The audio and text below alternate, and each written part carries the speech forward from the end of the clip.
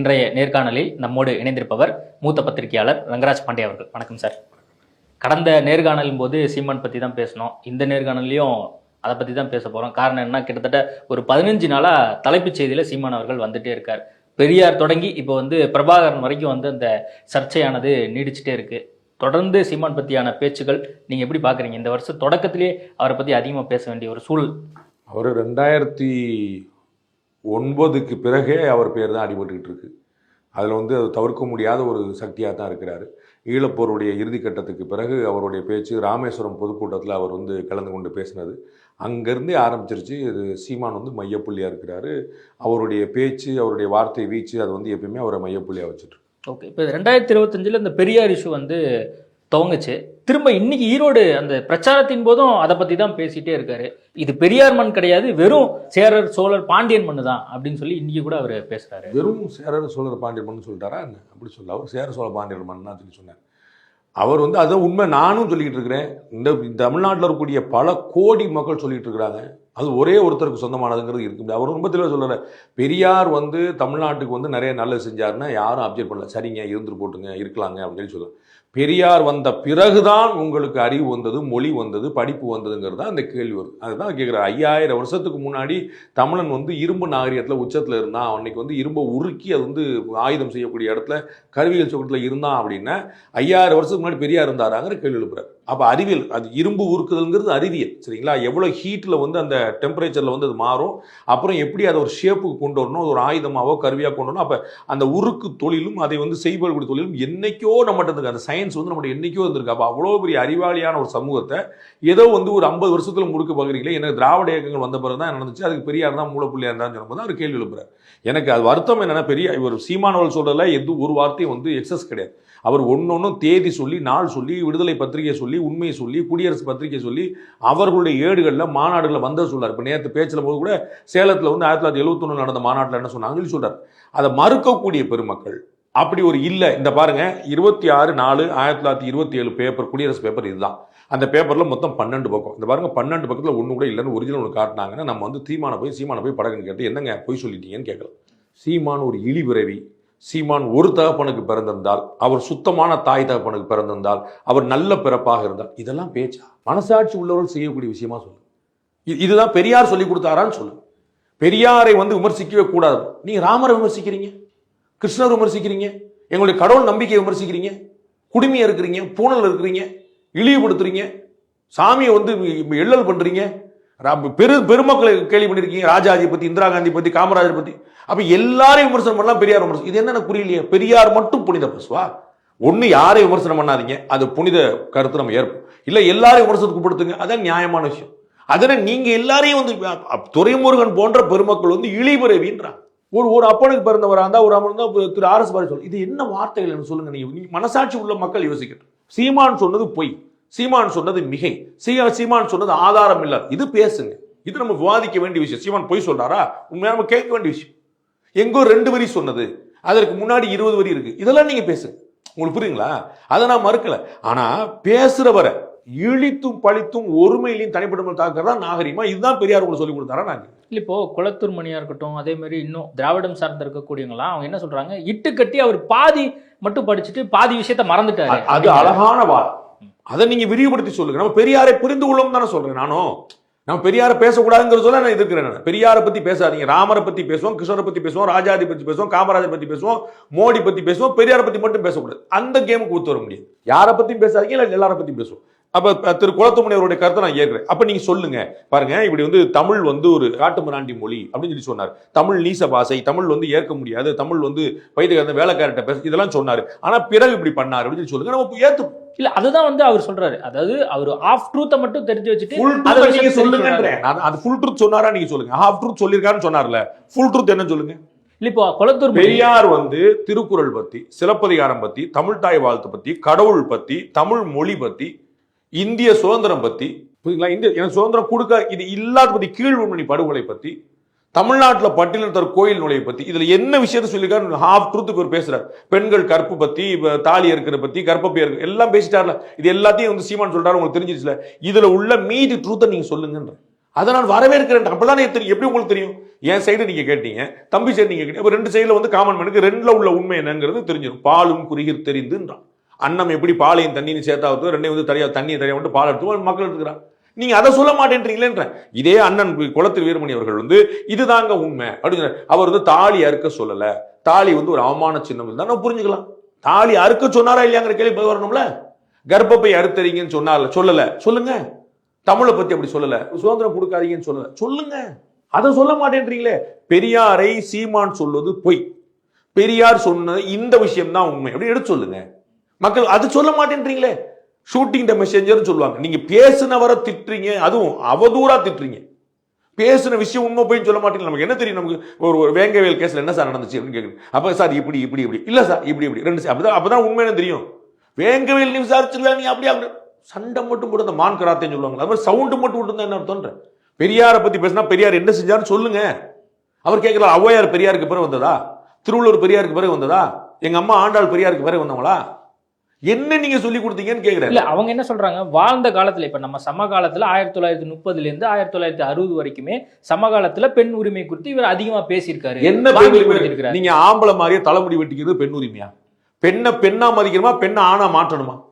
உங்களுக்கு புரியுங்களா? நீ வந்து இந்த ஜாதிக்கு மாறிட்டா உனக்கு பெருமைன்னு என்ன அர்த்தம்? பட்டியலின சகோதரர் பட்டியலின சகோதரராகவே மதிக்கப்படுங்க. பட்டியலினத்தவரை பார்ப்பனரா மாத்திருவோம் சொல்லி மதிப்பு. அது அப்ப இல்ல, அப்ப பார்ப்பனர் தானே மரியாதை வந்து நிக்குது. புரியுங்களா? திரு துரைமுருகன் அவர்கள் இவ்வளவு சீனியர், அவர் நேற்று சொல்றாரு ஒரு இடத்துல பேசும்போது, இல்லாட்டா நானும் கோவணம் கட்டிட்டு ஏறு உழுதுட்டு தான் இருந்திருப்பேன். திருப்பி சொல்லுங்க. இல்லாட்டா நானும் கோவணம் கட்டி ஏறு உழுதுட்டு தான் இருந்திருப்பேன். இதுல என்ன மெசேஜ் பாஸ் பண்றீங்க? கோவணம் கட்டி ஏறு உழுறது வந்து இழிவான தொழில் பாஸ் பண்றீங்க. ஆமாவா இல்லையா? அவன் அந்த வேலைதான் பண்றான் அப்படின்னு என்ன அர்த்தம்? சும்மாதான் இருக்கான் அப்படின்னு என்ன அர்த்தம்? அந்த தான்கிற வார்த்தை என்னது அழுத்துது. இப்படித்தான் நீங்க மணியாட்டிட்டு இருப்ப, மாடு மேய்ச்சிட்டு இருப்ப, ஆடு மேய்க்கத்தான் லாய்க்கு. மாடு மேய்க்கிறது இழிவானதா யாராக்குனது? மாடு மேய்க்கத்தான் லாய்க்கு. ஒரு ஆட்டோட விலை தெரியுமா உங்களுக்கு? ஒரு மாடு ஒரு ஆடு பல ஆயிரங்கள் போகும். ஒரு சந்தையில கோணம் வச்சுட்டு போயிட்டு இருக்கக்கூடிய ஆட்டு முதலாளி வந்து அவ்வளவு பெரிய ஆள். அவர் பார்க்கறதுக்கு ஆடு மேய்க்க சாதாரண, அப்ப சாதாரணமா இருக்காருன்னா ஒரு இழிவான விஷயமா? கோவணம் கட்டிட்டு அவர் நீ உழுதுண்டு வாழ்வாரே வாழ்வார் மற்றெல்லாம் தொழுதுண்டு பின் செல்வார் என்ன கணக்கு? அது வள்ளுவர் சொன்னது என்னது? அப்ப உழவரை வந்து நீங்க என்ன சொல்லியிருக்கீங்க? இல்லாட்டி நானும் அமைச்சரா இருக்கிறது தான் கௌரவம், விவசாயியா இருக்கிறது அவமானம். அதான் மெசேஜா? இப்ப நீங்க என்ன பெரியாரை ஃபாலோ பண்றீங்க? அப்ப நீங்க வந்து அதான் சொல்ல, இஸ்லாமியர்கள், கிறிஸ்தவர்கள், பார்ப்பனர்கள் நம்மிலும் கீழோர், இவர்கள் நமக்கு எதிரின்றார் பெரியார். அவரு கிறிஸ்தவர்கள் யாருன்னு தெரிஞ்சு வச்சு, இஸ்லாமியர் யாரும் தெரிஞ்சு, பார்ப்பனர் யாரும் தெரிஞ்சு, இந்த நம்மிலும் கீழோர் யாருன்னு சீமான் கேட்கிறார். அப்ப பார்ப்பனர்கள் வந்து ஆதிக்க சக்தி, பார்ப்பன ஆதிக்கம் அதான காயினேஜ் பார்ப்பன அப்படின்னா ஆதிக்கம், பார்ப்பன ஆதிக்கம்னு சொல்லிட்டு நீங்க, துளுக்கரும் கிறிஸ்தவரும் வேற நாடு சொல்லிட்டு நீங்க இந்த நம்மிலும் கீழோருங்கிற யாரை சொல்றீங்க? அவர் கேட்கிறாரு. நம்மிலும் கீழோர் இந்த 4 பேர் நமக்கு எதிரின்றாங்க. நம்மிலும் கீழோர் யாரு? பணத்திலையா, ஜாதிலையா, பொருள்லையா, இடத்துலையா, எதுல? அப்ப இது சொன்னாரு சொல்லன்னு ப்ரூவ் பண்ணுங்க, விளக்கம் கொடுங்க. இல்ல சொன்னதுக்கு அர்த்தம் வேறங்க அப்படின்னு சொல்லுங்க. மயிர் நீப்பின் உயிர் வாழா கவரிமான நீங்க வந்து வள்ளுவர் திட்டாருன்னு சொல்லக்கூடாதுங்க. அந்த கவரிமான் வந்து முடி உளுந்தா கூட செத்து போயிருங்க அப்படின்னு அது உவமைக்காக சொன்னாருங்க. விளக்கம் சொல்லுங்க. அதுக்கு அர்த்தம் வேறங்க சொல்லுங்க. மயிர்னு சொல்லிட்டாருன்னு சொல்லாதீங்க, அர்த்தம் சொல்லுங்க. அப்படிதான் அர்த்தம் சொல்லியிருக்கீங்களா?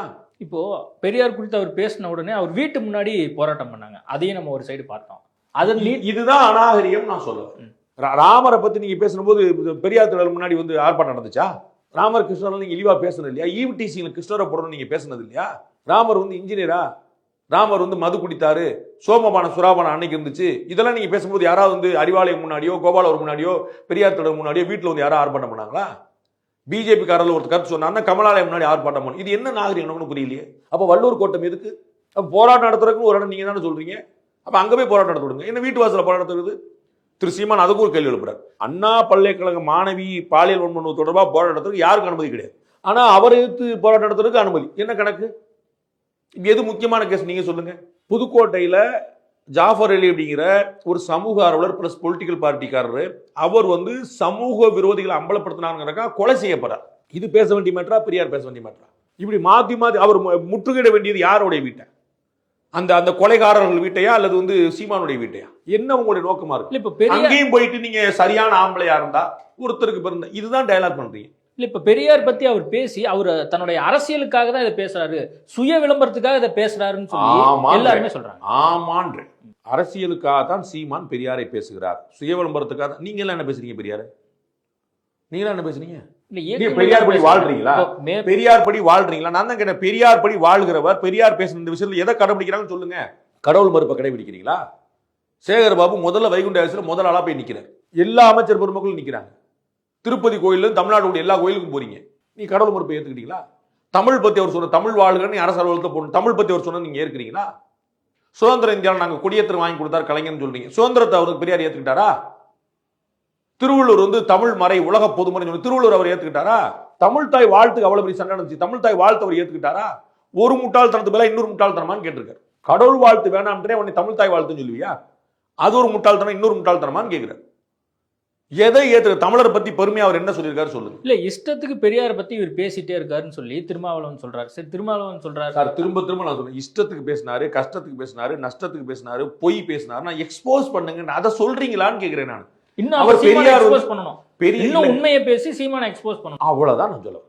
பெரியார் பேசுறதா இவர் சொல்றாருல, ஒரு பட்டியல் போடுறாருல, அது குருமூர்த்தி ஆமான்றாரு, ஹெச்ராஜ் ஆமான்றாரு, அண்ணாமலை ஆமான்றாரு, ஊர்ல இருக்க எல்லாரும் சொல்றாங்க ஆமா ஆமான்றாங்க. அப்ப இல்லன்னு நீங்க வேற ஒண்ணு காட்டாதான் உங்களுக்கு எளிமையா சொல்றேன். விடுதலையில வந்ததுன்னு சொல்லி சொல்றாரு.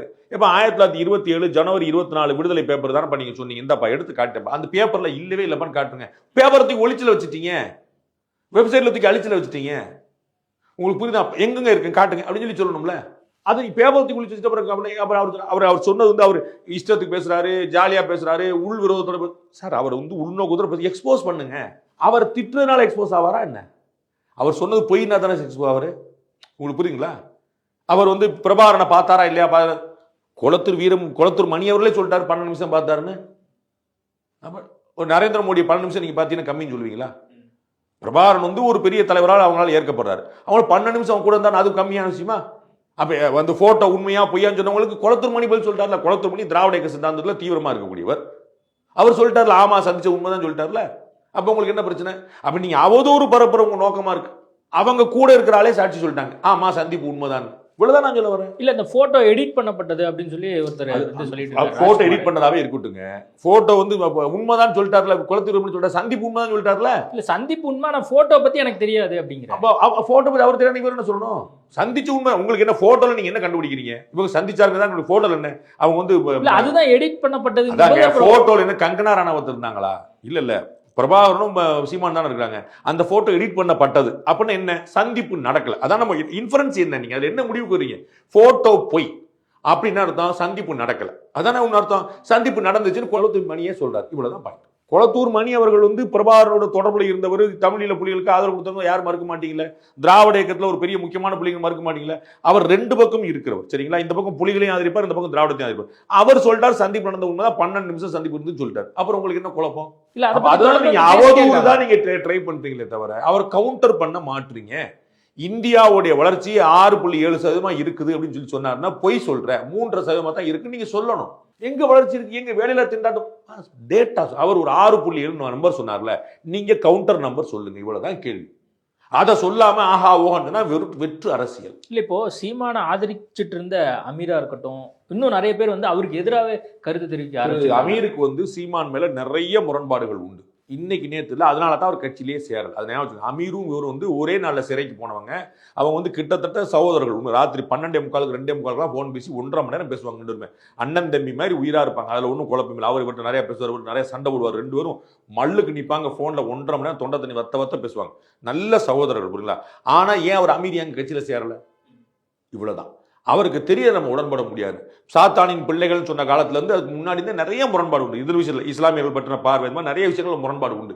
தமிழர் முன்னிறுத்தினா அப்போ வந்து நாங்கள் என்ன செய்யறோங்க ஒரு கேள்வி உண்டு. அதில் நிறைய ஒரு உட்பொருளான நிறைய விஷயம் இருக்கு. நீங்கள் ஏன் அப்படி என்டார்ஸ் பண்ண மாட்டீங்கன்னு அது தனி விவாதம் இருக்கு. அது நிறைய கருத்துல முரண் இருந்தனால அவர் சேரல. அப்போ அவர் ஆதரிச்சாரு எதிர்த்தாரு நீங்க கேட்கல அர்த்தமே கிடையாது. அது வந்து அவர் நிறைய முரண்கள் உண்டு. அதனால தான் அவர் கட்சியில் சேரல. இல்லாட்டி வந்து நாம் தமிழர் கட்சியில் அவர் இருந்திருப்பார். இந்த பெரியார் விஷயத்துல டிடிவி தினகரன்ட்ட கேள்வி கேட்குறாங்க. அவர் என்ன சொல்றாரு, ஏன் அப்படி பேசுறான்னு தெரியல, என்ன சந்திக்கக்கூடிய பிராமண சமூகத்தினரே வந்து சீமான் பெரியாரை பத்தி பேசுறத விரும்பல அப்படின்னு சொல்லி சொல்றாங்க. பிராமண சமூகத்தை சேர்ந்த யாரா இருந்தாலும் ஒரு பிராமண சமூகத்தின் பிரதிநிதிகள் கிடையாது. அதை ஞாபகம். சங்கர மடம் பேச்சுன்னா அப்ப ஜீயர் மடம் என்னன்னு கேள்வி வரும். அவ்வளவு இருக்கு. ஆதீனங்கள் அப்புறம் என்னன்னு பேச்சு வரும். ஸோ பிராமணர்களுக்கான பிரதிநிதியோ இந்துக்களுக்கான பிரதிநிதியோ ஒரு கிடையாது. அப்படி ஒரு மத பிரதிநிதி ஒருத்தர் கிடையாது யாருமே. ஸோ 2 பிராமணர்கள் சொன்னாருன்னா அது 2 பிராமணர்களுடைய கருத்தை எடுத்துக்கணும். மொத்தமே 2 பிராமணர்கள் தான் இருக்கிறாங்க, அது ஒரு விஷயம். ஸோ அதனால வந்து பிராமணர்கள் 2 சொல்லிட்டாங்கன்னா அப்படி எடுத்துக்க முடியாது. அண்ட் திரு டிடிவி தினகரன்லேருந்து ஓபிஎஸ்லேருந்து இபிஎஸ்லேருந்து எல்லாருக்கும் இந்த தர்ம சங்கடம் உண்டு. ஏன்னா திராவிடம்னு பேர் வச்சுட்டதுனால, அவர் திராவிடத்துக்கே எதிராக இருக்கிறதுனால அந்த சங்கடம் உண்டு. அவங்களால ஒரு இருதலைக்குள்ளி எறும்பு போல தான் அவங்க இருக்க முடியும். அவர்கள் பெரியாரை என்டார்ஸ் பண்ணி பேசவும் முடியாது, அவர் வந்து சீமானை வந்து என்டார்ஸ் பண்ணி பேசவும் முடியாது. அது 2 பக்கமும் அந்த சிக்கல் அவங்களுக்கு இருக்க தான் செய்யுது. அந்த சங்கடம் தான் சொன்னார். ஸோ பிராமணர்கள் ஏற்றுக்கொண்டார்கள் அப்படின்னா உடனே நீங்கள் என்ன பிராமணர்கள் ஏற்றுக்கொள்வீங்களா? ஒரு பேச்சுக்கு அவர் திரு டிடிவி சொன்னது உண்மைன்னு வச்சுக்கோங்க. பிராமணர்கள் வந்து பெரியார் விமர்சிக்கப்படுவதை விரும்பவில்லை. திமுக யாராவது பிராமண எதிர்ப்பை விட்டுருவாங்களா? அடடா டிடிவி இப்படி சொல்லிட்டாரு, பிராமணர்கள் நமக்கு சப்போர்ட்டாக வந்திருக்காங்க, இனிமேல் நம்ம அவங்களை பேசக்கூடாது. அதெல்லாம் வரிஞ்சு கட்டி ஊத்துறதுக்கு உங்களுக்கு வந்து அவங்க தான் ஈஸி டார்கெட், அதை அடிக்க தான் செஞ்சே தான் இருக்கீங்க. அதனால வந்து அவர் சொன்னார்னா அது அவங்க கருத்து. அதுக்கு மேலே அங்கே வந்து அதில் அப்படியா அப்படின்னு வியந்து போய் அதில் ஒரு முடிவு வர்றதுக்கு ஒன்றும் கிடையாது. ஓகே, இப்போ இந்த பெரியார் குறித்து பேசும்போது இந்த பிரபாகரன் இஷ்யூ வந்துருச்சு. இப்போ வந்து கார்த்திக் மனோகர் பிரபாகரனுடைய அண்ணன் மகன் பேசினதும் மிகப்பெரிய ஒரு சர்ச்சையை கிளப்பிச்சு. அவர் வந்து திரள் நிதியா இருக்கட்டும், அதே மாதிரி வந்து இவர் தவறா வந்து வழி நடத்துறாரு இளைஞர்களை அப்படிங்கிற விஷயம்லாம் வந்து அவருடைய கருத்தை அவர் சொல்றாரு. எனக்கு அவர் யாரெல்லாம் தெரியாது, பெரும்பாலும் அவருடைய குடும்பத்தினர் பற்றினா எனக்கு முழு விவரம்லாம் தெரியாது. அவர் வந்து திருச்சி அவர் சேர்ந்தவங்க, அவங்க வந்து ஒரு குறிப்பிட்ட சமூகத்தை சேர்ந்தவங்க. அவங்க தாய் வந்து முயற்சி பண்ணாங்க, அவங்க சகோதரலாம் இருந்தாங்க. பிரபாகரன் அவர்கள் வந்து இந்த போர்க்களத்தில் இருந்தபோதே அந்த குடும்பம் டிட்டாச்சாக இருந்துச்சு. அவர்களை தமிழ்நாடு இந்தியா போலீஸ் உட்பட யாருமே அவங்கள வந்து பெருசாக தொந்தரவு பண்ணல, ஒரு கண்காணிப்பில் வச்சுருந்தாங்களே தவிர. ஸோ அவங்களாம் கம்ப்ளீட்டாக அந்த குடும்பமே வேறையாக இருந்துச்சு.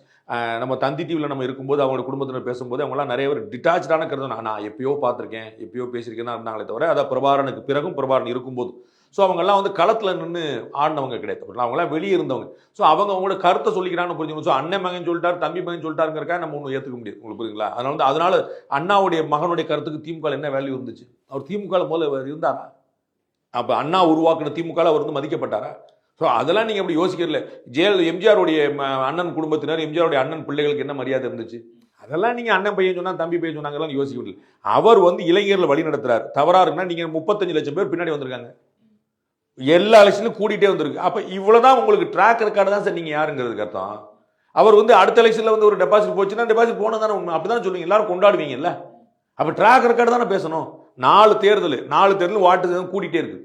இதில் பாருங்க எவ்வளோ ஓட்டு வாங்க போறாரு, பார்த்துக்கிட்டே இருங்க. இல்லை, இப்போ கார்த்திக் மனோகர் பற்றி சீமான்கிட்ட கேட்கும்போது அவர் வந்து ஒரு தரக்குறைவான வார்த்தையை பயன்படுத்துறாரு. அப்புறம் பத்திரிகையாளர் சங்கம் வந்து கண்டனம் தெரிவிக்கிறாங்க, அதை கூட நீங்கள் பார்த்துருப்பீங்க. நான் எந்த வார்த்தையை பயன்படுத்தினான்னு எனக்கு புரியலைங்க. பிக்காலிங்கிற வார்த்தையை சொன்னா சொல்றாங்க, அதுக்கு வந்து சாதாரணமாக ஒரு புழக்கத்தில் சொல்றாங்க. எப்பயுமே நான் தரக்குறைவான விமர்சனங்கள் யார் செஞ்சாலும் தப்புன்னு நான் சொல்றேன். இதே சீமான் அவர்கள் மேடையில் செருப்படுத்தி காட்டினதை ஏற்கவே முடியாதுன்னு சொல்றேன் நான். எனக்கு அதில் பதிவு பண்ணுறது எனக்கு எந்த தயக்கம் முடியாது. அது யாராக இருந்தாலும் வந்து அது தப்பு தான். அது வந்து முதலமைச்சர் வந்து புறம்போக்குன்னு ஒருத்தர் சொன்னாலும் அதுவும் ஏற்க முடியாது. யாரை சொன்னாலும், இந்து என்றால் திருடன், கலாம் என்றால் கலகம், எந்த ஒரு விமர்சனமும் எதிராளுக்கு ஒரு பாயிண்ட் ரசக்குறைவாக இருந்தால் ஏற்கக்கூடாதுங்கிறதா என்னோட பாயிண்ட். அது பிரபாகரன் சொன்னாலும் சரி, சீமான் சொன்னாலும் சரி, வைகோ சொன்னாலும் சரி, கலைஞர் சொன்னாலும் சரி, ஸ்டாலின் சொன்னாலும் சரி, மோடி சொன்னாலும் சரி, யார் சொன்னாலும் சரி, ரசமா இறங்கிடக்கூடாதுங்கிற நான் நினைக்கிறேன். தரக்குறைவா போயிடக்கூடாது. அது தொடர்ந்து வந்து ஒரு பேசிட்டே இருக்காரு சீமான் அவர்கள். பத்திரிகையாளர்களை அணுகிற விதமே வந்து அப்படிதான் இருக்குன்னு தொடர்ந்து. பத்திரிகையாளர்கள் தான் சீமானையும் அண்ணாமலையும் நோண்டி கேட்கிறாங்க. இத்தனை கேள்விகள் தமிழ்நாட்டில் ஒரு கட்சி தலைவர் கேட்டிருக்காங்கன்னு சொல்லுங்க. நீங்க வந்து ஒரே பத்திரிகையாளர் 15 கேள்வி சீமானை கேட்கிறார், ஒரே பத்திரிகையாளர் 15 கேள்வி அண்ணாமலை கேட்கிறார். அவர்கள் பொறுத்து நிதானிச்சு பதில் சொல்றாரு. நீங்க மனசாட்சி தொட்டு ஒரு பிரஸ் மீட் எனக்கு காட்டுங்க. இதே போல தர்க்கமாகவும் குதர்க்கமாகவும் துருவியும் ஒரு திமுக தலைவரை அல்லது ஒரு திமுக கூட்டணி கட்சி தலைவர் கேட்டிருக்காங்க. ஒரு தலைவர் ஒரு பிரஸ் மீட் எடுக்காரு. சீமானுக்கு டெய்லி ஒரு பிரஸ் மீட் இருக்கு, அண்ணாமலைக்கு ஒரு டெய்லி ஒரு பிரஸ் மீட் இருக்கு. கோயம்புத்தூர்ல ஏறினா கோயம்புத்தூர்ல இறங்கினா, சென்னையில இறங்கினா எல்லாமே இருக்கு. எல்லாத்தையும் பேசுறாங்க, துருவி கேட்கிறாங்க. சண்டை நடக்குது. அவங்க எல்லா சந்தர்ப்பத்திலும் ஒரு பொறுமையில இருந்து சும்மா நீங்களே கேட்டு இருக்காதீங்க, இது 1-to-1 போயிட்டு வேற யாரா கேளுங்கன்னு சொல்லு. இதை போல ஒரு பத்திரிகையாளர் ஒருத்தரை கேட்டிருக்காரு. உதயநிதி ஸ்டாலினை, கனிமொழியை, தயாநிதிமாறனை, யாராவது ஒரு பெருமகனாரா ஒருத்தரை வந்து இது சார் அன்னைக்கு நீங்க பார்க்கல சார், முந்தானத்து எப்படி பேட்டி சார் ஒன்னு சொல்லுங்க. இல்ல குதர்க்கமா அவர் பேசிட்டே இருக்காருன்னு சொல்லி திருமாவளவன் நேற்று செய்தியாளர் சந்திப்பு பதில் சொல்லிட்டேன். குதர்க்கமா பேசினாருன்னா என்ன குதர்க்கமா பேசினான்னு சொன்னா நம்ம எல்லாரும் சேர்ந்து கண்டிச்சிடலாம்ல. அதான் ஒருத்தர் கருத்து ஏற்கலாம் சார், மறுக்கலாம் சார். ஏன் ஏற்கிறீங்கன்னு கேள்வி வருது இல்ல உங்களுக்கு? புரியுதுல உங்களுக்கு? ஏன் ஏற்கிறீங்க, ஏன் அந்த கேள்விக்கு பதில் சொல்லுங்க. பெரியார் அவர்கள் பற்றி விமர்சனம் பண்ணதை திருமாவளவன் ஏற்கவில்லை, சூப்பர். ஏன் அம்பேத்கரும் பெரியாரும் எந்த திசையில ஒன்னா இருந்தாங்க சொல்லுங்க, அதை சொல்ல மாட்டேன்றீங்களே. அதான் அம்பேத்கரையும் பெரியாரையும் எதிர் திசையில் நிறுத்துவது தவறு. இது ஒப்பீனியன். 2 பேரும் ஒன்றுபட்டு இருந்தார்கள் எல்லா கருத்துலையும், அதை ப்ரூவ் பண்ணுங்க. நீங்க உங்களுக்கு புரியுதுங்களா? நீங்க வந்து ஒப்பீனியன் சொல்றீங்க, நானும் தான் ஒப்பீனியன் சொல்லிட்டு இருக்கேன். எல்லாரும் ஒப்பீனியன் சொல்லிட்டு போலாம்ல. நீங்க என்ன அப்ப சீமான் வந்து ஒரு வார்த்தையை குறிப்பிடுறார், ஒரு ஆளை குறிப்பிடுறார், ஒரு நாளை குறிப்பிடுகிறார். நீங்க அதுக்கு ஒரு கவுண்டர் விஷயத்தை குறிப்பிடணும். அவருடைய பிறப்பை பத்தி கேள்வி கேட்கிறதோ, அவர் சும்மா நாத்துக்கு பேசுறாருன்னு சொல்றது அர்த்தம் இல்லை. அது கவுண்டர் நீங்க வைங்க. பெரியாரும் அம்பேத்கரும் ஒரு தாய் மக்கள், ஒரு சிந்தனை கொண்டவர்கள், ஒரே ஒரு நாணயத்தின் இரு பக்கங்கள் அப்படின்னு சொல்லலாம். எப்படின்னு சொல்லணும். அதனால எதிர்த்து நிறுத்த முடியாது. இதெல்லாம் வந்து ரிட்டாரிக். ஏன் பெரியார் இப்படி சொன்னார், இப்படி சொன்னார். நான் வந்து ஒரு வீடியோக்காக ப்ரிப்பேர் பண்ணிட்டு இருக்கேன், படிச்சிட்டு இருக்கேன். பெரியாரும் பாரதியாரும் மட்டுமே 2 பேரும் சம காலத்தவர்கள், ஒன்னா பிறந்தவங்க. சரிங்களா? குறுகிய காலத்திலே பாரதியார் வந்து சொர்க்கம் அடைஞ்சிட்டார். பெரியார் வந்து நல்லபடியா கடைசி வரைக்கும் இருந்தார். 2 பேரும் ஒரே விஷயத்தை பத்தி பேச தத்துவம். அது வாங்க பேசுவோம். ஏழை என்றும் அடிமை என்றும் யாரும் இல்லை ஜாதியில் அப்படின்னு பாரதி சொல்றார். நமக்கும் கீழானவர்கள் நமக்கு எதிரிகள் பெரியார் சொல்றார். 2ஐயும் பாருங்க, ஒரே காலம். யார் சொல்றான்னு கேளு. இப்படி ஒப்பிடுங்க. நான் சொல்றேன்ல, ஒரு மேற்கோள் காட்டுறேன்ல. பாரதியார் இப்படி சொன்னார், பெரியார் இப்படி சொன்னார். கற்புன்று வச்சா ஆணுக்கும் பெண்ணுக்கும் பொதுவில் வைப்போம் அப்படின்னு 2 பேரும் கற்பார் கொண்டாடுன்னு சொல்லிட்டு பாரதியார் சொல்றார். இவர் என்ன சொன்னார்? அதுதான் கேள்வி கேட்கிறோம். அப்ப நீங்க அப்படி சொல்லலன்னு சொல்லுங்க, இல்ல மாத்தி புரிஞ்சுட்டேன்னு சொல்லுங்க, இல்ல அப்படி இல்லவே இல்லைன்னு சொல்லுங்க. நீங்க பெரியார் திட்ட அவர் அழகா சொல்றாரு சீமான், நான் பெரியாரை பேசவில்லை, பெரியார் பேசியதை பேசுகிறேன். ஓகே, இப்போ நாம் தமிழர்லேருந்து கிட்டத்தட்ட ஒரு 3000 பேர் திமுகவில் இணைஞ்சிருக்காங்க. இது எப்படி பார்க்குறீங்க? ஒரு மாதிரி இவங்கெல்லாம் அங்கீகாரம் கொடுக்க ஆரம்பிச்சிட்டாங்க. தேர்தல் ஆணையம் மட்டும் இல்லை, இவங்க எல்லாமே இவங்கெல்லாம் புறக்கணிச்சிட்டு இருந்தாங்க. அவரை சீண்ட வேண்டியதில்லை, அவர் சின்ன பிள்ளை, தனி மனிதர், அங்கே கட்சியே இல்லை, ஆளே இல்லைன்னு சொல்லிட்டு இருந்தாங்க. யார் இருக்கான்னு சொல்லிட்டு இருந்தாங்க. பாஜக மாதிரி இழிவுபடுத்திட்டு இருந்தாங்க. காலே இல்லைங்கிற, கால் முளைக்குமா, கால் பதிக்குமான்னு கேட்டுருக்கேன்.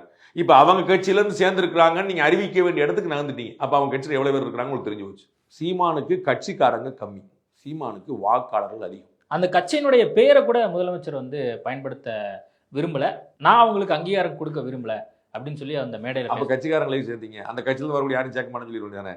அவங்க நேற்று வரைக்கும் அந்த கட்சியில் இருந்தவங்க தானே. அந்த கட்சி தலைவருடைய பேரையோ, அந்த கட்சியுடைய பேரோ, நாம் தமிழர் அப்படிங்கிற ஒரு கட்சி வந்து எப்படி தப்பு? நாம் தமிழர் கட்சி தலைவர் சீமான் தப்பானவராக இருக்கலாம். நாம் தமிழருங்கிற பேர் எப்படி வந்து தப்பா இருக்கும்? நாம் தமிழருக்கு பெருமைக்குரிய விஷயம் இல்லையா? நாம் தமிழர் தமிழ்நாட்டை கூடிய 8 கோடி பேர் சொல்லணும் இல்லையா? அதான பெருமை. அதை நான் சொல்ல மாட்டேங்கிற என்ன இருக்கு? அது எனக்கு புரியல.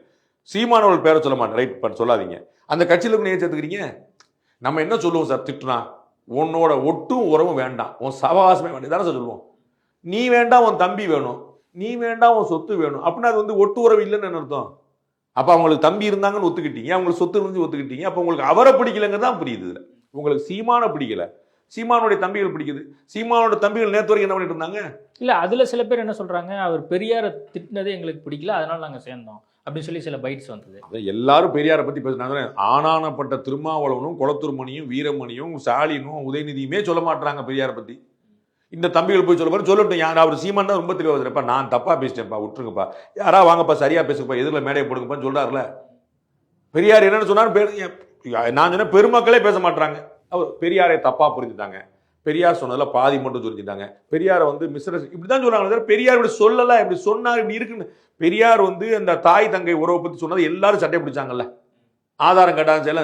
அப்படி மத்த எதுக்கு ஏன் பிடிக்க மாட்டேன்றாங்க? இல்ல, இப்ப அதுக்கு வந்து நான் உங்களுக்கு புரியுத சின்ன வித்தியாசம். அவர் தாய் தந்தை மகள் உறவு பத்தி பேசினாருன்னு சீமான் சொன்ன உடனே எல்லாரும் சட்டை பிடிச்சாங்க. அது எங்க ப்ரூஃப் இருக்குன்னு சூப்பர் மேட்டர். ப்ரூஃப் அவர் கொடுக்கணும். நான் ஏற்கனவே உங்களுக்கு அந்த ப்ரூஃப் வந்து நான் குளத்தூர்மணிட்ட பேட்டி காண்டேன். அவர் என்ன சொல்றாரு, அதுக்கான ப்ரூஃப் வந்து எங்கிட்ட இருக்கு. 1973 அவர் இறப்பதற்கு ஒரு 4 நாளைக்கு முன்னாடி சேலத்துல பேசினாரு. ஆனா கடைசி வரியை வந்து சீமான் படிக்கல. நீங்க அழகா சொல்லிட்டீங்க. அவர் ப்ரூஃப் பெரிய சீமான் பேசுறது கரெக்ட் தான் சொல்லிட்டீங்கல்ல. கடைசி வரி என்ன நீங்க சொல்லுங்க, எனக்கு என்ன விட்டு வச்சு. அந்த உறவற்ற முறை, அந்த பிரம்மா வந்து சரஸ்வதியை அபகரிக்கணும்னு நினைக்கிறாரு. அந்த தருணத்துல இந்த மாதிரி முறையற்ற முறை வந்து அந்த காலத்துல. நீங்க முதல்ல பிரம்மா கிடையாது, புரியுங்களா? கடவுளையும் நம்மளையும் ஒப்புறது முதல்ல வந்து அபத்தம். முதல்ல கடவுள் தத்துவத்தை நீங்க ஏற்கணும், அதை நீங்க ஏற்கல. கடவுளுடைய புராணங்களை ஏற்கணும், அதையும் ஏற்கல.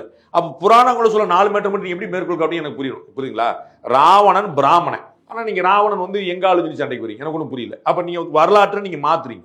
ஒண்ணு நீங்க கடவுளை ஏத்துக்கங்க, இல்ல கடவுள் தத்துவத்தை ஏத்துக்கங்க, இல்லாட்டி புராணத்தை. நீங்க எதையுமே ஏற்க மாட்டேன், அதுல இருக்கக்கூடிய கதையை மட்டும் ஏத்துக்கிட்டு அதுக்கு நான் ஒரு உள்ளத்தை இருப்பேன், இது ஏற்க முடியாது. ஒண்ணு. ரெண்டாவது, பெரியார் வந்து இந்த பிரம்மனுடைய தத்துவத்தை சொல்வதன் மூலமாக சொல்ல வந்தது என்ன? பிரம்மன் சரஸ்வதி கதை வந்து உதாரணத்துக்கு சொல்றாரு. அது மூலமா என்ன முறையற்ற உறவுகள் தான் உங்களுடைய வாதமா இருக்கு. அப்ப காலகாலமா இப்படிலாம் முறையற்ற உறவுகள் இருந்திருக்கு. அப்ப இப்ப இருக்கலாங்க தானே உங்க வாதம். கடவுள்கிட்டே அப்படி இருந்திருக்கு. அப்ப நீங்க என்ன ஜஸ்டிஃபை பண்ண தானே விரும்புறீங்க? இல்ல, கடவுள் மறுப்பு அந்த பிரச்சாரத்துல அவர் இதெல்லாம் பேசுறாரு. அதான் சார், நீங்க அது மூலமா அந்த அண்ணன் குளத்தூர்மணி அவர்கள் வெளிக்காட்டா நான் இன்னும் நல்லா டீப்பா இன்டர்பிரேட் பண்ணுவேன். அது வந்து ஒளிச்சு வச்சிருக்கக்கூடிய அந்த புத்தகத்தை வெளிக்காட்டாங்க இன்னும் நல்லா டீப்பா பண்ணலாம். இல்ல, அது பப்ளிக்ல இருக்கு அப்படின்னு சொல்லி சொல்றாங்க. அதுதானே தேடாம தான் அல்லாடிட்டு தான் உங்களுக்கு கிடைச்சதுக்கு ஆமா இல்லைன்னா விவாதங்களை பார்த்துட்டே இருக்கிறோம். அது ஆமான்னா வந்துருச்சுல, மாட்டி கத்திரிக்காய் முத்தினா சந்தைக்கு வந்தானா அப்ப நான் கேட்கறது பெரியாரை பத்தி சீமான் பேசுனது தப்பு அப்படின்னா ப்ரூவ் பண்ணுங்கன்றேன் நான். பெரியாரை எலாபரேட் பண்ணுங்கன்றேன். அதை செய்ய மாட்டேன்றீங்களே. வரலாற்று திரிவு தானே பண்ணிட்டு இருக்கீங்க. இதுதானே பிரச்சனையா இருக்குது. ஓகே, அவங்க பண்றாங்களா என்னன்னு பார்ப்போம். இந்த திமுக வந்து நாம் தமிழர் அங்கீகரிக்கிறதுல தொடர்ந்து வந்து ஒரு மாதிரி கண்டுக்காமே இருக்காங்களே, என்ன காரணம் நினைக்கிறீங்க? நீங்க தானே சார் சொன்னீங்க 3000 பேர் வந்தாங்கன்னு. அந்த கட்சியில் அவ்வளவு பேர் இருக்காங்கன்னு எனக்கே ஆச்சரியமா இருக்குது. நாம் தமிழருக்கு வந்து பிள்ளைகள் வந்து நேரடியாக நிற்கிற களமாடுறவங்க கிடையாது, அவங்க ரொம்ப கம்மி. அவருக்கு வாக்காளர்கள் எண்ணிக்கை கூடிக்கிட்டே போகுது. இந்த பிரச்சனையில இன்னும் கூடி போச்சு. இந்த பெரியார் பிரச்சனையில இன்னும் கூடிடுச்சு. அவருக்கு ஒரு கட்டத்தில் சாட்டை அடிக்கிற மூலமா அண்ணாமலைக்கும், அரசியல் கட்சி துவக்கி அம்பேத்கர் பத்தி பேசுனது மூலமா விஜய் பக்கம் போயிட்டு இருந்ததை தன் பக்கம் அப்படியே அந்த குவி மையத்தை தன் பக்கம் முழுக்க திருப்பிட்டார். அந்த சென்டர் ஆஃப் அட்ராக்ஷன் முழுக்க தன் பக்கம் திருப்பிட்டார். இப்போ வந்து ஈரோடு கிழக்கு இடைத்தல் வரும். அதில் பாருங்க அவர் எவ்வளவு பெரிய வாக்கு வாங்க போறாரு பாருங்க. எவ்வளவு பெரிய வாக்கு வாங்க போறாரு பாருங்க. அதுதான் முக்கியமான விஷயம். அவருக்கு வந்து முழு ஆதாயம் அவருக்கு கிடைச்சிருக்கு. இது மூலமா அவருக்கு வந்து நல்ல ஒரு லாபம் தான் கிடைச்சிருக்கு. அப்போ வந்து வளர்றாரு. நீங்க வந்து நீங்க நாங்க தேர்தல் ஆணையம் அங்கீகாரம் கொடுத்துருச்சு. நீங்க அங்கீகாரம் கொடுக்குறது 36 லட்சம் மக்கள் அங்கீகாரம் கொடுத்துருக்காங்க. அப்போ வந்து அவருக்கு கேடரஸ் கூட அதிகம், ஓட்டர்ஸ், அவர் சிம்பத்தைசர்ஸ், ஆதரவாளர்கள் அது அதிகம். அவங்க வந்து வெளியில வந்து எல்லாம் களமாட மாட்டாங்க, சண்டை போட மாட்டாங்க. அதுவே தாண்டி அவரே சொல்ற மாதிரி அவருக்கு கூட்டம் போடுறதுக்கே சந்து புதுல கொடுக்குறாங்க. அதை தாண்டி வரத்தானே செய்யறாங்க. நாம தமிழர்ல இருந்தா இன்னைக்கு வந்து தைரியமா வெளியே சொல்ல முடியாத நிலைமை தான் இருக்கு. ஓஹோ அப்படின்னு சொல்லி பிடிச்சி போயிடுவாங்கன்னு. அதுக்கு மீறி அத்தனை லட்சம் பேர் உட்காந்துருக்காங்கன்னா எவ்வளவு பெரிய தியாகம் அது. ராஜீவ்காந்தி என்ன சொல்றாரு, சீமான் கட்டுக்கதையா பேசிட்டு இருக்காரு. அந்த புகைப்படம், அந்த பிரபாகரனோட எடுத்த புகைப்படம் வந்து அந்த ஆர்டிஸ்கை வந்து வாங்கினதே நான் தான் அப்படிங்கிறதையும் அவர் சொல்றாரு. அந்த போட்டோ பொய் அப்படின்னு ப்ரூவ் பண்றீங்க. அது மூலமா என்ன ப்ரூவ் பண்றீங்க? பிரபாகரனை சந்திக்கலன்னு ப்ரூவ் பண்றீங்க. பிரபாகரனை வைத்துக்கொண்டு இவர் அரசியல் பண்றாரு. ஆமா, அரசியல் பண்றாரு. அவர் போட்டோல மட்டும் வைக்கலையா? ஈழத்தமிழர்களுக்காக இது எதுவுமே செய்யல. இங்க இருக்கக்கூடிய தமிழர்கள் ஈழத்தமிழர்களுக்காக ஏதாவது செய்யணும். அவர் அங்க போய் ஈழத்துக்கு போனது ஈழத்தமிழர்களுக்காக அதிகமா குரல் கொடுத்து அதுக்காக சரி நிதி அவருடைய அரசியல் வாழ்க்கை ஆரம்பித்ததே ஈழத்தமிழர்களுக்காக குரல் கொடுத்து. இல்ல, அது டைவர்ஷன் ஆயிடுச்சுன்னு தானே எல்லாருமே சொல்றாங்க. இப்போ ஆமா, ஈழத்தமிழ் போரே முடிஞ்சு போச்சுல. ஈழத்தமிழ் போரே இல்லையே. இப்ப அவர் என்ன பண்றாரு, திரள் நிதி வாங்குறதுக்காக வெளிநாட்டுல இருந்து இந்த மாதிரி திரள் நிதி யார் வாங்கலன்னு சொல்லணும். திரள் நிதியை மிஸ்யூஸ் பண்றாங்க போற யார் மேல வரலன்னு சொல்லணும். யார் மேல வரலன்னு சொல்லணும். நீங்க வெளிநாடுகள் போனாங்கன்னா இங்க இருந்து போகக்கூடிய தமிழ்நாடு தலைவர்கள் அத்தனை பேருக்கும் எவ்வளவு இடங்கள் எதிர்ப்பு நீங்க பார்க்கணும். அத்தனை I am naming every individual. எல்லாருக்கும் வருது. சிலர் ஜெயத்கஸ்வர சண்டைக்கு போவாங்க, சிலர் வந்து வேல்முருகன் சண்டைக்கு வருவாங்க, சிலர் திருமாவளவன் சண்டைக்கு வருவாங்க, சிலர் சீமான சண்டை வருவாங்க, சிலர் திமுக சண்டைக்கு வராங்க. அங்கே பெரிய கோஷ்டி பூசலா இருக்கு. ஆளாளுக்கு ஒரு பக்கம் இருக்கிறாங்க. எல்லாருமே இருக்கு. ஒரு திரள் நிதி வந்தா கட்டாயம் இருக்கும். அதுல என்ன குழப்பம்? இந்த ஈழத்தமிழர் அப்படிங்கிற ஒரு பேரை வைத்துக்கொண்டு இங்க அவருடைய ஆசைக்காக இந்த மாதிரி அவர் பண்ணிட்டு இருக்காரு. ஈழத்தமிழர்களுக்கு வைகோவும் இவரும் குரல் கொடுத்தது போல இன்னொருத்தர் குரல் கொடுக்கல. அதுல வந்து நீ அரசியல் கட்சியா நீ மதுபானத்துக்கு எதிராக குரல் கொடுத்ததுல நீங்க பாமக விட்டுட்டு ஒரு வரலாறு எழுத முடியாது. அதை நீங்க உங்களுக்கு பிடிக்கதோ பிடிக்கல. அது போல ஈழத்தமிழர்களுக்காக குரல் கொடுத்த இயக்கங்கள்ல மதிமுகவையும் நாம் தமிழரையும் புறக்கணிச்சு நீங்க இன்னொரு இயக்கம். இல்ல, இப்போ நீங்க வைகோ பத்தி சொல்றீங்க, வைகோட்ட சீமான் பத்தி கேட்கறாங்க. நான் ஆல்ரெடி நிறைய பேசிட்டேன், வேற கேளுங்க அப்படிங்கிறாரு. ஏன் அவர் பேசவே மாட்டேங்கிறாரு? ஒரு திராவிடத்தை எதிர்க்கிறார்ல, அதான் பிரச்சனை. அவர் திராவிடத்தை தான் நம்ம ஒழிப்பேன்றார். அப்ப அவங்க எப்படி சொல்லுவாங்க? ஓகே, நீங்க தொடர்ந்து சீமானுக்கு ஆதரவு நிலைப்பாடு எடுக்கிறனால இப்ப சீமான் அவர்களே வந்து உங்களை புகழ்ந்து பேச ஆரம்பிச்சிருக்காரு. நீங்க நான் சொல்றேன், சீமான் செய்கிற 10 தவறுகள் எனக்கு தெரியும். பாஜக செய்கிற 15 தவறுகள் எனக்கு தெரியும். உங்கள்கிட்ட அதற்கான ஆய்வு இல்லை, கேள்விகள் இல்லை. அதனால நான் பதில் சொல்ல. இன்னைக்கு வந்து என்ன டாபிக்ல பேட்டி நீங்க முடிவு பண்ணீங்களா நான் முடிவு பண்ணேன்? சொல்லுங்க, பதில் சொல்லுங்க. நான் தான் முடிவு பண்ணேன். நீங்க என்கிட்ட இந்த டாபிக் தான் சார் வேணும்னு சொல்லி கேட்டீங்க, நான் பதில் சொன்னேன். நீங்க அந்த ஆய்வு பண்ணிட்டு வந்தீங்கன்னா அதுக்கும் நான் பதில் சொல்லுவேன். நான் சொன்ன 15 விஷயங்கள் என்னால் சீமானுடைய நிலைப்பாடு எங்கெங்கெல்லாம் தப்பாதுன்னு என்னால் சொல்ல முடியும். நான் வந்து உலகம் பூரா பேசிட்டு இருக்கேன். இந்த தமிழ்நாடுங்கிற பேர் எப்போ வந்துச்சு, தமிழ்நாடுங்கிற நாள் எப்போ வந்துச்சு, தமிழ்நாடுங்கிற மேப்பை வந்துச்சு எப்போ வந்துச்சு, நான் 100 முறை கேட்டிருக்கேன். இந்தியாவின் அங்கம் தான் தமிழ்நாடு. இதை நான் 100% உடன்படுறேன். திரு சீமான் உடன்படுறாரா? உங்களுக்கு யார்ட்டையும் ஆய்வு கிடையாது, அது தொடர்பான கேள்விகள் கிடையாது. நீங்க சொல்றீங்க அண்ணனுக்கு நான் வந்து யார் மேலேயும் தனிப்பட்ட பகையை பாராட்டுறவங்க கிடையாது. தமிழக முதலமைச்சர் திரு ஸ்டாலின் அவருடைய என்னுடைய தகப்பனாருடைய இறப்புக்கு வந்தபோது அண்ணன் பெரும் மதிப்புக்கு மதிச்சிருக்கக்கூடிய சுபவீர பாண்டியன் போலாம், இதெல்லாம் தேவையா அப்படின்னு கேட்டாங்க. இதுதான் இவர்கள் பரப்புகிற நாகரிகம். எதிரியா இருந்தாலும் கல்யாண வீட்டுக்கும் துக்க வீட்டுக்கு போறதுதான் தமிழர் நாகரிகம்னு சொல்லுவோம். பாண்டியோட தகப்பனாருடைய மறைவுக்கெல்லாம் போகணுமா முதலமைச்சர்னு கேட்கறது அவங்க. முதலமைச்சர் அந்த அளவுக்கு ஒரு மாண்பு வச்சிருக்காரு, நான் அந்த அளவுக்கு ஒரு அன்பு வச்சிருந்தேன், அவ்வளவுதான். அவர் வந்து திமுக ரங்கராஜ் பாண்டிய பேசுறாரு, அவர் நம்ப மாட்டார், நானும் நம்ப மாட்டேன், எல்லாருக்குமே தெரியும். ஆனா அந்த நட்பு இருக்கு, அந்த மதிப்பு இருக்கு, அந்த மரியாதை இருக்கு. அதுதான் சீமான் அவர்கள் வந்து அவர் இந்திய தேசத்தை ஏற்கல. நான் இந்திய தேசத்தை 100% ஏற்கிறேன். எனக்கு இந்திய தேசத்தை தாண்டி சிந்தனை கிடையாது. நான் வந்து இவர்கள் உருவாக்கியதா இந்தியான்னு ஒரு பேச்சு பேசியிருக்கேன். ஒரு ஸ்பீச் வெற்றிமாறன் அவர்களுடைய பட்டறையில் பேசியிருக்கேன். அங்க வந்து இவர்கள் உருவாக்கக்கூடிய தத்துவத்தை பூரா நான் வந்து கவுண்டர் பாயிண்ட் கொடுத்தேன். யார்? சீமான் அவர்கள் சொன்னதுக்கும் திருமாவளவன் அவர்கள் சொன்னதுக்கும் இவர்கள் சொன்ன எல்லாத்துக்கும் கவுண்டர் பாயிண்ட் நான் வச்சிருக்கிறேன்.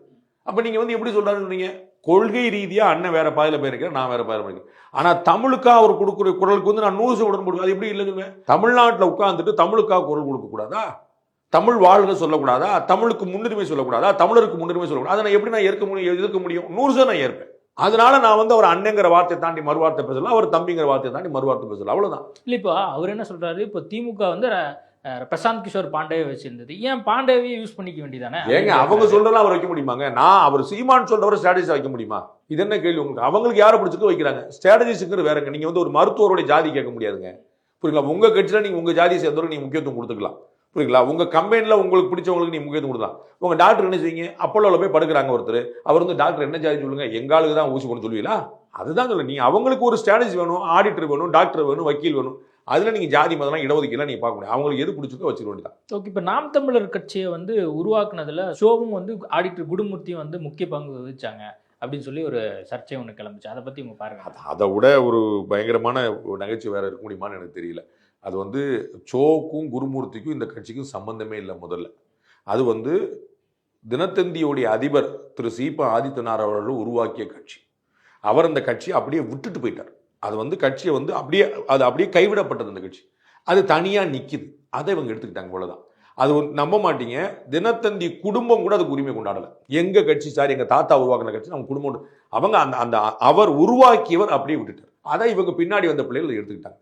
அது குருமூர்த்தி போவார், இவங்க போவார். அது இன்னும் சொல்ல போனால் நீங்கள் விடுதலை புலிகள் விவகாரத்துலேருந்து சீமான் எடுக்கிற எந்த விஷயத்துலையுமே அவங்களுக்கு இன்னைக்கு தான் குருமூர்த்தி அவர்கள் ஒரே ஒரு தடவை வாய் விட்டு சொல்லியிருக்காரு, நான் சீமானை ஆதரிக்கிறேன். எதுக்கு? பெரியாரை எதிர்க்கிறதுக்காக, புரியுங்களா? ஆரம்ப காலத்துலேருந்து பெரியார் எதிர்ப்புலாம் அவங்களுக்கு கிடையாது. ஆனால் வந்து குருமூர்த்திக்கும் சோக்கும் வந்து எப்பயுமே பெரியார் எதிர்ப்பு உண்டு. ஸோ எந்த விஷயத்தை சீமான் செய்வார்னு அவர்கள் கனவு கொண்டு இதை பண்ணுவாங்களா நீங்கள் சொல்லலாம். இவங்க என்ன நினைக்க விரும்புகிறாங்க தெரியுமா? என்ன நெரேட்டிவ் செட் பண்ண, பிஜேபியோடைய பி டீம், இதுதான் இவங்க விரும்புறது. அண்ணாமலை வந்து ஆதரிக்கிறாரு, ரங்கராஜ் பாண்டேவை என் தம்பின்றாரு, குருமூர்த்தி வந்து அதுல அது என்னன்னா, சத்யம் தியேட்டர்ல வந்து ஒரு சினிமா ஓடுது, அதை விழுப்புரத்தை சேர்ந்தவரும் போய் பார்க்குறாரு, விருதுநகர் சேர்ந்தவரும் பார்க்குறாரு. விழுப்புரமும் விருதுநகரும் ஒன்று, என்னங்க ரெண்டு பேரும் ஒரே தியேட்டருக்கு போயிட்டாங்க. இதை மாதிரியான ஒரு அபத்தமானவர். அவர்களுக்கு பொது எதிரி சீமானுக்கு பொது எதிரி பெரியார், பிஜேபிக்கு பொது எதிரி பெரியார். சீமானுக்கு எதிரி திமுக, பிஜேபிக்கு எதிரி திமுக, இவ்வளவுதான். அப்ப ரெண்டு பேருக்கும் பொது எதிரிங்கிறதுனால ரெண்டு பேரும் ஒண்ணு சொல்லிங்கிறது அபத்தம். அதிமுகவுக்கு தான் திமுக ஆகாது, அப்ப அதையும் சொல்ல மாட்டேன்றீங்க. புரியுங்களா உங்களுக்கு? அப்ப இவங்களுக்கு பொது எதிரி நீங்க எப்படி சொல்லுவீங்க? அது வந்து ஒரு இப்படிதான் நெரேட்டிவ் செட் பண்ணுவாங்க. அதனால குருமூர்த்தி அவர்களையும் சோழர்களையும் கொண்டு வருதுங்கிறது வந்து ஒரு லாஜிக் இல்லாத விஷயம். கொஞ்சம் கூட ஒரு பொருந்த சொல்லணும்ல, அந்த பொருத்தமே இல்லாத ஒரு பொய். இல்ல, அது வந்து சோசியல் மீடியா ஒரு போஸ்ட் பாலசுப்ரமணிய ஆதித்யா அவரே வந்து போட்டிருக்காரு அப்படின்னு சொல்லி ஒரு போஸ்ட்டை வந்து நிறைய பேர் வந்து சோசியல் மீடியால பகிர்ந்துட்டு இருக்காங்க. ஐயா பாலசுப்ரமணிய ஆதித்யன்லாம் சோசியல் மீடியாலே இல்லை.